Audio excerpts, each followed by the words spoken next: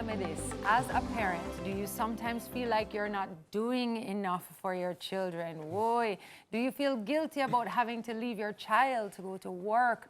Do you look at other parents who seem to have it all together and wish that were you? If so, you may be experiencing parent guilt, which is also sometimes referred to as maternal guilt or mom guilt or dad guilt. And we never hear about dad guilt yet. It's parent guilt. Yes. Parent guilt is when a parent feels torn between their responsibilities and as a parent, something else that is competing for their attention, such as work or other personal interests. So, join us this morning at the Parent Happy Hour table is coordinator of Mind Food International, Natasha Barrett Wright, and CEO of Mind Food International, Jamal Wright. We're so happy to have you. Thank you. Absolute pleasure to be here. So lovely to talk about this. Any parent guilt being here instead of at home? Yes. I have parent guilt every morning. I have to come here because I'm not at home helping to get everybody ready and out to school. Absolutely. Yeah. And even though this is something, you know, we're going to do for years to come, those isolated days, or even if it was every day that I had to do it, it's just horrible. How do we get past that and through that and get over it? And find the balance. It's absolutely hard, and I'm happy that you mentioned that, because parent guilt for us, like right now, is that our daughter's school time is a little bit pushed back right now, so she is there in the lobby waiting. She's not sad about it. Yes. And that's the thing, like, our kids aren't the ones who put this on us. It's us who put it on us. And I had somebody tell me once that if you have parent guilt, then, you know, if you're even worried about that you're doing a good job, means you're doing a good job. And I get that, but I would love to be able to kind of put it aside and really kind of just get on with being a parent. It's always challenging, especially with my wife and I, because, you know, we are pursuing this, fulfilling our purpose, and then we have to sometimes grab our daughter with us. And a lot of time people think that our daughter is homeschooled because of our travel routine. Because we travel that much. So sometimes we have to pull her from school to travel with us, especially if my sister can't come to the house to stay with her. And so sometimes we have to travel and leave her, and sometimes you feel a guilt, you're calling from here to say, do you get ready to go to school and stuff like that. So you feel it's in the back of your mind, but at the same time you want to create something that when she's big enough, she can stand on our shoulder and see further and go further. That's so tough, So it's an important thing you're doing, and she's not able to see it right now. Later on, she's going to value. My older daughter said to me recently, she said, Daddy, when we were telling her stories about growing up, I said, listen, we were very, very serious about our recreation time. So if we need to go to the movie, we'll find somebody who make them stay with it. Yeah, you are irresponsible people. But no, how do we reconcile that though? Because, you know, there is building our dreams and building our, let's take it even from another standpoint. We have to go out and work. We have to earn. We have to do this. But then we also want our children to be well, and we want them to be happy. And it's like, how do we create time and space? Is there a way to balance it out? I hate the word balance, but how do we say, okay, well, if I have to work this hard this time, maybe I can say on a Saturday morning for 2 hours, it's just, how do we do that? I love that question because it's very real. And it becomes real when you hear them speak. And so we have to look out for clues. Sometimes you'll hear them say things like, oh, Mommy, you're always busy. You're always gone. Or my daughter will say, you're leaving again? And she said, you expect me to sleep a whole weekend and you're not here?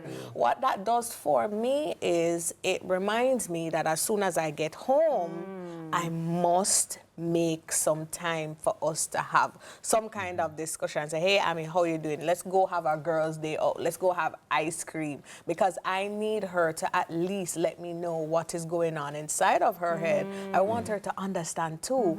Let me share something quickly. So we have this pact that we have. So even if I travel for some speaking engagement and I'm gone the whole weekend, the agreement is I must take something back home for her. It doesn't matter. It's a good agreement. If it's a toy, if it's some candy, it's something. What it does is it reminds her that, yes, I'm off working, but she knows that Mommy remembers and then, her. because it's two of us, sometimes one have to sacrifice. Like couple of weeks ago, both of us should have been in Barbados. But guess what? I mean, had tests. So both of us couldn't go at that time. So Nas have to go. priority. Yes, and she's at the stay PEP back. level, Yes. so yeah. So Nas have to go. I have to stay back to ensure that she study and all the schoolwork has been done. So Yeah. sometimes one person You have to Sacrifice, yes. I'm curious to know, and I said it in my intro, and this is something that reached me all the time, where like you look at other parents, and sometimes even my family becomes the people who sometimes people look at and think we have it all together. And so I spend a lot of my time going, we not have it all together. We think not start out, trust me. Us, Macaria, and XYZ. We look at other people all the time, and we don't spend enough time creating and accepting our own brand of parenting. So this works for your family. Doesn't mean it works for another family. Yeah. How do we start to say, hey, this is who we are as a family? I'm not you. I'm not the Wrights. We're not the Mitchells. We're not the Ellises. You know, how do we say, this is who we are and this is what we have to do? We're a working family and this is how we do this. First of all, I've learned as a businesswoman, as somebody who is out there in public, so everybody looks at you a particular way and think that you have it all put together. I've stopped explaining myself, to be quite frank, because you are the one walking in your shoe. No one else understands that. We created this kind of method because we realized that taking her with us when we can and one of us staying home when it is possible is best because, one, we think about safety, we worry about the schooling, all of that, but at the same time, she needs to be with us some journeys because she's also developing that business side, right? Learning. So she has to be able to, at a particular time when she's ready, then just jump right into business. So we have to ensure that while she's learning in school, she's learning in business, she's learning in culture. Exactly, she must be rounded. So when you hear her speak, you will know that this child is a cut above her peers because she is grounded. Yeah, another thing too is what's the purpose and the vision for that particular family. You know, sometimes that can be a very big thing because sometimes people live haphazardly. So there's no set purpose. We are trying to make ends meet. You know, that was when I grew up poor. So that's what that become my entire life with my grandparents. Trying to make ends meet, but I don't want to make ends meet anymore. I want to live life on purpose. So what we do, we have to prioritize and what is principle. So what is priority and what is principle? What might be urgent and most important now in this context might have to take precedent over something else. And so you can't copy our model because you might be a different... Listen, that is a very, very important point to end on because Tami said it.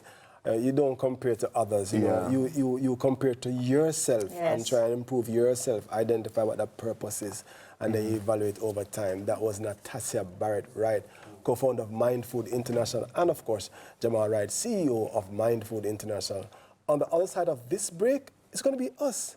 No, it won't be me, it'll be Tami, because it's time for WAGs, and with a lost dog awareness, we'll be right back. That's a real thing, y'all. Yes. Guys, high five, thank you. That was so good. Real. Great reminder for Purpose, us all Jamal. today.